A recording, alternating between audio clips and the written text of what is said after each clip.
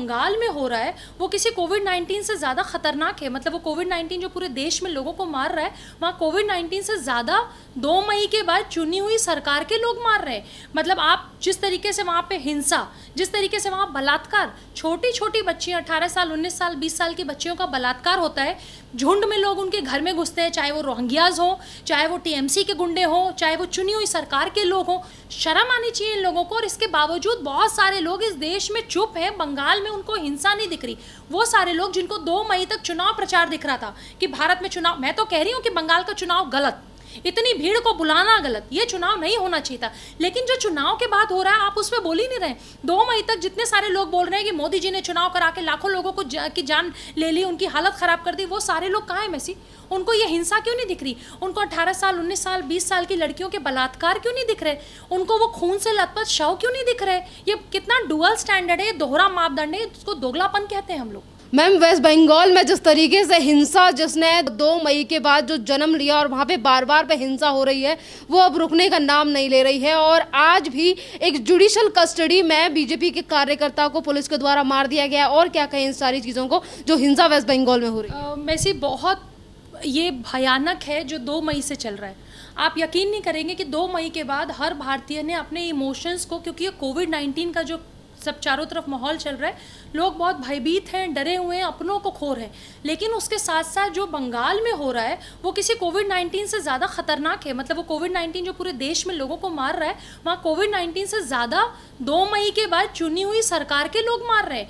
मतलब आप जिस तरीके से वहाँ पे हिंसा, जिस तरीके से वहाँ बलात्कार, छोटी छोटी बच्चियाँ 18 साल 19 साल 20 साल की बच्चियों का बलात्कार होता है, झुंड में लोग उनके घर में घुसते हैं, चाहे वो रोहिंग्याज हों, चाहे वो टीएमसी के गुंडे हों, चाहे वो चुनी हुई सरकार के लोग हों। क्यों ऐसा है कि एक पर्टिकुलर पार्टी के ही कार्यकर्ता मारे जा रहे हैं? क्यों वो यंग, अगर युवा भारतीय जनता पार्टी के जो युवा मोर्चा के लोग हैं उसमें से जो महिला मोर्चा के, अभी मैंने कुछ दिन पहले एक वीडियो देखा जिसमें टीएमसी की ही एक महिला एक बीजेपी की महिला पार्टी वर्कर को बीच सड़क पे उठक बैठक करा रही है और उसकी बेटी धमका रही है, उसकी बेटी फक फक कर रो रही है। शर्म आनी चाहिए इन लोगों को। और इसके बावजूद बहुत सारे लोग इस देश में चुप हैं। बंगाल में उनको हिंसा नहीं दिख रही। वो सारे लोग जिनको 2 मई तक चुनाव प्रचार दिख रहा था कि भारत में चुनाव, मैं तो कह रही हूँ कि बंगाल का चुनाव गलत, इतनी भीड़ को बुलाना गलत, ये चुनाव नहीं होना चाहिए था। लेकिन जो चुनाव के बाद हो रहा है आप उस पर बोल ही नहीं रहे। 2 मई तक जितने सारे लोग बोल रहे हैं कि मोदी जी ने चुनाव करा के लाखों लोगों को की जान ले ली, उनकी हालत खराब कर दी, वो सारे लोग कहाँ है मैसी? उनको ये हिंसा क्यों नहीं दिख रही? उनको 18 साल 19 साल 20 साल की लड़कियों के बलात्कार क्यों नहीं दिख रहे? उनको वो खून से लथपथ शव क्यों नहीं दिख रहे? ये कितना डुअल स्टैंडर्ड है, दोहरा मापदंड है, इसको दोगलापन कहते हैं हम लोग। मैम, यहाँ पर यही बात है कि जिस तरीके से लगातार हत्या हो रही है, लोगों को मारा जा रहा है, हिंसा हो रही है, राज्यपाल की तरफ से रिपोर्ट मांगी जाती है, ममता बनर्जी के प्रशासन की तरफ से उनकी सुनी नहीं जा रही। और आज जुडिशल कस्टडी में एक और व्यक्ति की मौत हो जाती है और उसको लेकर भी ममता बनर्जी कुछ जवाबदेही नहीं दे रही। देखो मैसी, हम लोग जानते हैं ये बात। देखिए कि जो वहाँ पे इस समय सरकार चुनी गई है, ये जितना कुछ हो रहा है उसमें कहीं ना कहीं डायरेक्ट इनडायरेक्ट, चाहे वो उनके इशारों पे हो रहा हो, चाहे उन पे हाथ हो, कहीं सबूत नहीं है, लेकिन कहीं ना कहीं ऐसा हो। क्योंकि अगर उत्तर प्रदेश में कुछ होता है तो हम किसको घेरते हैं? हम योगी जी को घेरते हैं। दिल्ली में कुछ हो रहा है तो हम किससे बात करते हैं? हम केजरीवाल जी से सवाल पूछते हैं। लेकिन बंगाल में कुछ होगा तो हम क्या वहाँ ममता बनर्जी से सवाल नहीं पूछेंगे? आप अगर एक वीडियो डाल देंगे कंगना रनावत की तरह, आपका ट्विटर सस्पेंड कर दिया जाएगा परमानेंटली। क्यों? आपको बोलने का अधिकार नहीं है। मतलब टिकरी बॉर्डर पे जो बलात्कार हुआ है वो बंगाल की एक एक्टिविस्ट आई थी जो किसान आंदोलन में, यही तो बात हम बार बार कह रहे थे कि किसान आंदोलन नहीं है, तो किसान आंदोलन में जो एक्टिविस्ट बंगाल से आई वो बंगाल की बेटी नहीं है। मतलब रिया चक्रवर्ती को भी जो बंगाल की बेटी कहते थे, वो उस एक्टिविस्ट को बंगाल की बेटी क्यों नहीं कह रहे हैं कि जिसके रेप के बाद 6 लोग, उसमें कुछ लोग आम आदमी पार्टी के लोग हैं, कुछ किसान नेता हैं, उनके खिलाफ जो FIR हुई है। और योगेंद्र यादव जैसे लोगों को ये चीज़ पता थी। कल ऑफ इंडिया ने ट्वीट डाला है जिसमें पता था कि योगेंद्र यादव को पहले से इस रेप के बारे में पता था, तो इतने दिन से चुप्पी क्यों? वो जो बार बार स्वरा भास्कर से लेकर योगेंद्र यादव से लोग, ये सारे लोग जो कम्युनिस्ट पार्टी को बहुत सपोर्ट करते हैं, जो ये कहते हैं कि जो सत्ता है वो बंदूक की नली से निकलती है, वो सारे लोग इस तमाशा का हिस्सा है मैसी। और लेकिन मैं एक चीज़ सबसे पहले कहूँगी, हम बंगाल की सरकार पे सवाल उठाने से पहले केंद्र सरकार पे सवाल उठाते हैं। आज हज़ारों लोग, लाखों लोग जो मुझे मेल करते हैं, मैसेज करते हैं, फ़ोन करते हैं, उनका एक ही सवाल ये है कि आखिर केंद्र सरकार क्या कर रही है, मोदी जी क्या कर रहे हैं, अमित शाह जी क्या कर रहे हैं। आखिर उन बीजेपी के कार्यकर्ताओं ने, बीजेपी के कार्यकर्ताओं या नॉर्मल कोई व्यक्ति हो जो बीजेपी को सपोर्ट, मैं बीजेपी की नहीं हूँ लेकिन मैं मोदी जी को सपोर्ट करती हूँ, तो हम वेल विशर हैं ना मोदी जी के, बीजेपी पार्टी वर्कर भले ना सही लेकिन अपने प्रधानमंत्री को सपोर्ट करते हैं। बहुत सारे लोगों की जो हत्या बंगाल में हो रही है ये उनकी भी हो रही है मैसेज, जो इस प्रधानमंत्री को, इन प्रधानमंत्री को या होम मिनिस्टर साहब को सपोर्ट करते थे। आप चुनाव में गए, आपने हाथ हिलाया, आप अपना चुनाव जीते, हारे, 3 सीट से आप 77 सीट पे आए, आपकी तो बढ़त हुई, आप वापस दिल्ली आ गए और इसके बावजूद जो लोग वहाँ मर रहे हैं आपने उनको एक तरीके से झोंक दिया है कि अब तुम मरो। और ये मैसेज मैं आपको क्यों कह रही हूँ, ये गुस्सा मुझे क्यों है, क्योंकि हमें टीएमसी और टीएमसी के गुंडों से कोई लेना देना, हमें पता था कि वो जीतेंगे तो यही करेंगे। हमें पता है कि रोहिंग्या मुसलमानों को वहाँ कैसे आगे बढ़ाया जा रहा है, हमें पता है कि अगर आप बंगाल में हिंदू हैं तो आपकी कोई औकात नहीं है, आपकी कोई हैसियत नहीं है, लेकिन अगर आप रोहिंग्या हैं या एक विशेष समुदाय से आते हैं तो आपके लिए वहाँ बहुत सारी जगह हैं, आपके लिए नौकरी है, आपकी सारी चीज़ें हैं, आपको सुविधा मुहैया कराई जाएगी। लेकिन हम ये सरकार अमित शाह जी से पूछेंगे, हम ये सवाल जो है प्रधानमंत्री जी से पूछेंगे। अजीत डोभाल साहब अभी गए थे जो हमारे राष्ट्रीय सुरक्षा सलाहकार हैं, हम उनसे भी ये सवाल पूछेंगे कि हम क्या वेट करेंगे कि बंगाल जब कश्मीर की तरह हो जाए फिर वहाँ पे हम अनुच्छेद 370 हटाएंगे और हम वहाँ पे लाइट बिजली गुल करके वहाँ पे सीआरपीएफ लगाएंगे, केंद्र सुरक्षा बल लगाएंगे।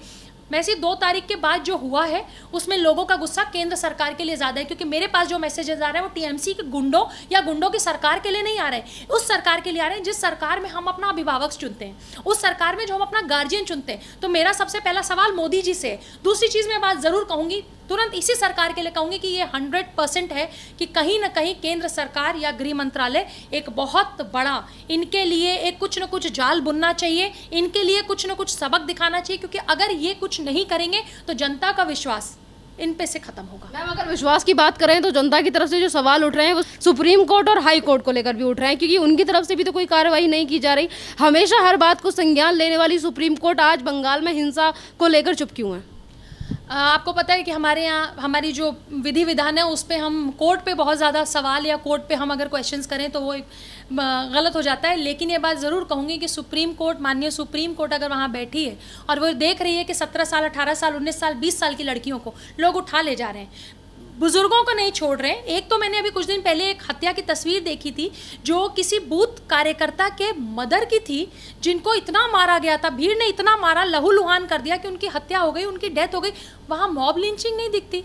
सुप्रीम कोर्ट को संज्ञान तो लेना ही चाहिए, बिल्कुल लेना चाहिए, हत्याएं हो रही हैं, लेकिन वो कहाँ गए जो यूएनओ जाते थे, वो कहाँ गए जो इंटरनेशनल कोर्ट चले जाते थे, वो कहाँ सारे लोग गए जो यूएनओ में वो जब अखलाक का कुछ हुआ, जो ग्रेटर, मैं कह रही हूँ कोई भी भीड़ अगर किसी को मारती है वैसे वो गलत, हम नहीं मार सकते। अगर हम हिंदू हैं, मुसलमान हैं, हम कौन होते हैं किसी की हत्या करने वाले? हिंसा हाथ में नहीं ले सकते, हम कानून हाथ में नहीं ले सकते। लेकिन बंगाल में किसी को कुछ नहीं दिख रहा है। बंगाल में टीएमसी नहीं बोल रही, बंगाल में कम्युनिस्ट पार्टियां नहीं बोल रही है, बंगाल में कांग्रेस नहीं बोल रही है।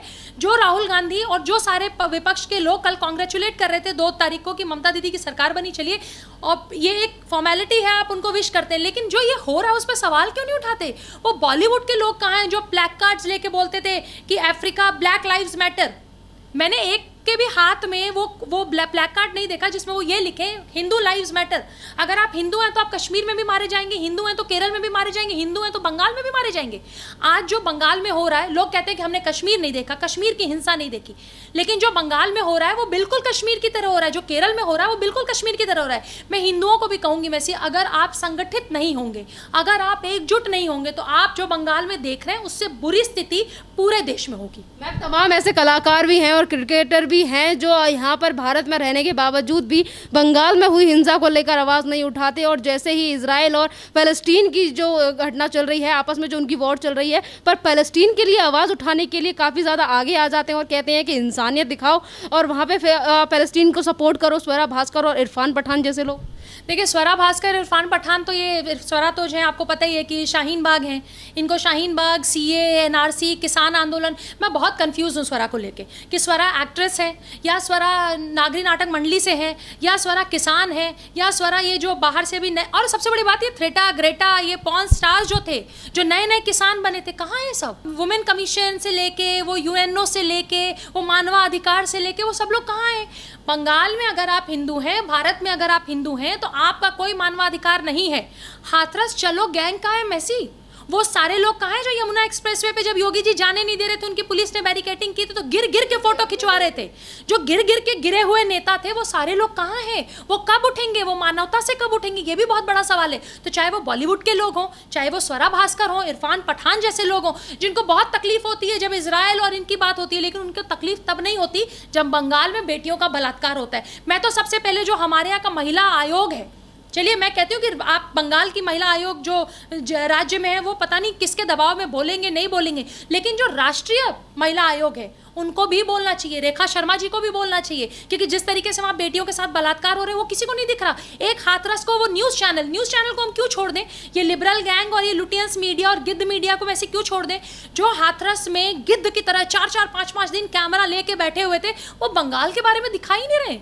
बंगाल में बहुत सारे चैनल्स ने अपना कोई भी लाइव शो नहीं किया, वहाँ किसी की लाशें नहीं दिखा रहे, किसी की खून से लथपथ लाशें नहीं दिखा रहे, वहाँ किसी भी बेटी के साथ जो हुआ वो नहीं दिखा रहे। हाथरस तो आपने महीनों तक दिखाया था, आप बंगाल में क्यों नहीं जा रहे? तो ये सारे अपॉर्चुनिस्ट हैं, वैसे ये नहीं बोलेंगे। इसमें हिंदुओं को एकजुट होने की ज़रूरत है, और चाहे वो केंद्र में बैठी सरकार हो, चाहे वो गुंडा सरकार हो बंगाल की, चाहे वो विपक्ष के लोग हैं, जनता को ये बताने की ज़रूरत है कि हम मूर्ख नहीं हैं, हम बेवकूफ़ नहीं हैं, हमें पता है कि ये क्या हो रहा है। अगर एकजुट जनता नहीं होगी तो बंगाल की तरह आपके भी घरों में घुस के आपकी भी बेटियों का बलात्कार होगा, और अगर आप आज नहीं बोल रहे हैं तो आपका मुंह नहीं होगा कि आप तब बोलें। मैम, यहाँ पर राज्यपाल की तरफ से काफ़ी ज़्यादा कोशिश की जा रही है कि वेस्ट बंगाल में जो हिंसा हो रही है उस पर रोक लगाई जाए और उसको लेकर कोई ना कोई कार्रवाई की जाए, पर बार बार जैसे ही वो कोई कोशिश करते हैं उनको हमेशा झूठी चीज़ें बताई जाती हैं। जब रात को उनके पास खबरें आती हैं कि वेस्ट बंगाल में हिंसा हुई और वो सवेरे पुलिस प्रशासन से पूछते हैं, डीजीपी से पूछते हैं, तो उनके द्वारा कहा जाता है कि नहीं, कोई वायलेंस ही नहीं हुआ, और इसी तरीके की भाषा बोल रही हैं ममता बनर्जी।